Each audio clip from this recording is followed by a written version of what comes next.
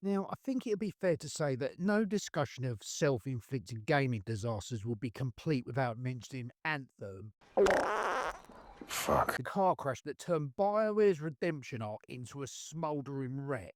The goddamn plane has crashed into the mountain! Now, once upon a time, BioWare could do no wrong. Baldur's Gate, Knights of the Old Republic, Mass Effect, passion, prestige, unwavering fan devotion, they had it all. We love you, Randy. Make love to me, Randy, please! And then EA forced them to make a live service shooter.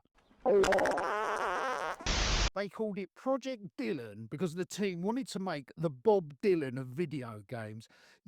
You went full retard, man. Something people would talk about for decades. Well done, BioWare. You certainly achieved that, just for all the wrong reasons. You are made of stupid. Now, originally Anthem was supposed to be about exploration and survival in a dangerous alien world. You in a cool exosuit, weather systems, storms, flying, all the good stuff.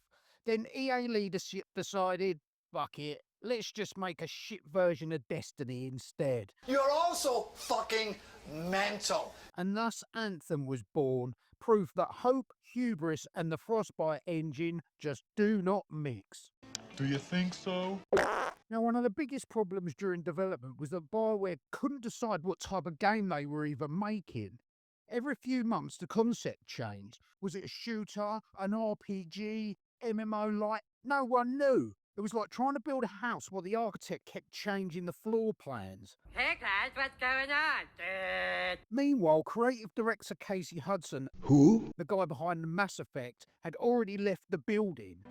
There was no single vision, no clear leadership, and the two studios, Edmonton and Austin, were constantly arguing over who was in charge. So the most of production, the two teams were locked in a slap fight over who actually ran the ship, while the ship was already sinking, and it was sinking fast. Well, someone catch a goddamn ball!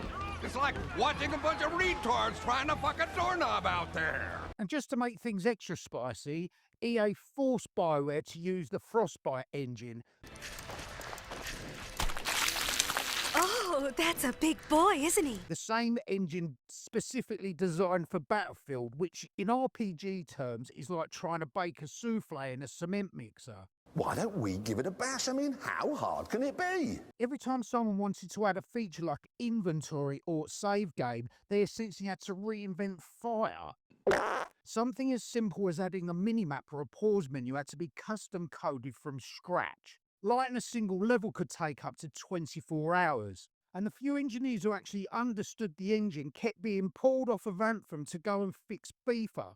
It was an absolute fucking shambles. You're a fucking omni-shambles, that's what you are. You're like that coffee machine, you know, from bean to cup, you fuck up. Can't let anything get in the way of those microtransactions though, EA, eh?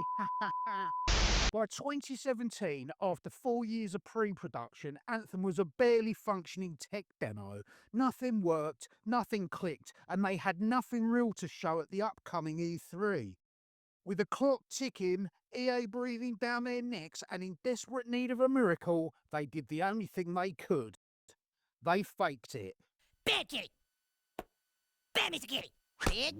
Bad! That now infamous E3 2017 gameplay reveal was completely staged. All seamless flight transitions, the dynamic weather, the squad banter was all smoke and mirrors. There wasn't even a working build behind it, and they knew what they had shown was nearly impossible to implement. It was the ultimate video game catfish. A studio once trusted for heart and substance was now selling dreams they couldn't deliver. Turns out you've been a very naughty girl. Behind the scenes, everything was falling apart. Developers were burning out left and right. People were taking stress leave just to escape the chaos. Things got so bad that devs were locking themselves in rooms just to cry in peace. The shambles was turning into a fucking catastrophe. Step up to red alert. Sir, are you absolutely sure? It does mean changing the bulb. See, EA was still clinging to their favourite fairy tale, the BioWare magic. The belief that somehow, at the 11th hour, everything would just come together. By the time they got to Anthem, though, the magic had completely gone. The only magic happening really was watching talented developers vanish into therapy. By early 2018, Anthem still barely functioned. Only one mission worked. One. There was no loot system, no progression, no story logic, nothing. So EA did what EA do best. They panicked.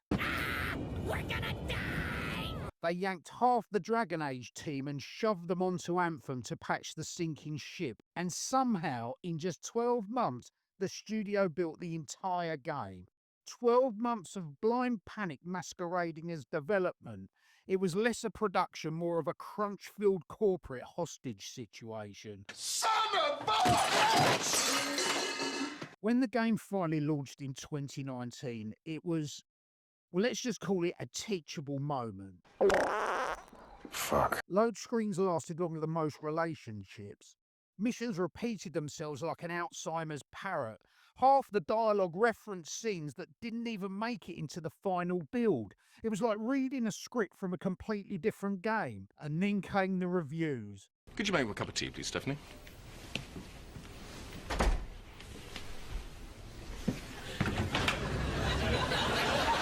It averaged 55 on Metacritic, which was BioWare's lowest ever score.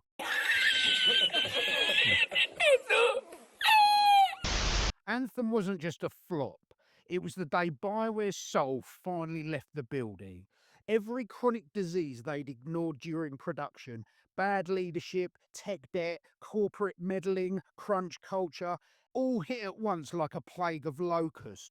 Years of talent, reputation and goodwill were gone. And it's gone. All because nobody had the balls to actually make decisions. It's gone. It's all gone. BioWare dreamed of making the Bob Dylan of video games, and they ended up with Milli Vanilli instead. And while Anthem servers may still flicker in some forgotten data centre somewhere, its real legacy is a warning label for unchecked ambition without solid direction. Thanks for watching my video, guys. Please like and subscribe, and drop a comment below. Was Anthem as bad as I think it is, or was it even worse? Right, I'm off to make Sabrina sing her own little anthem. I'll see you next time.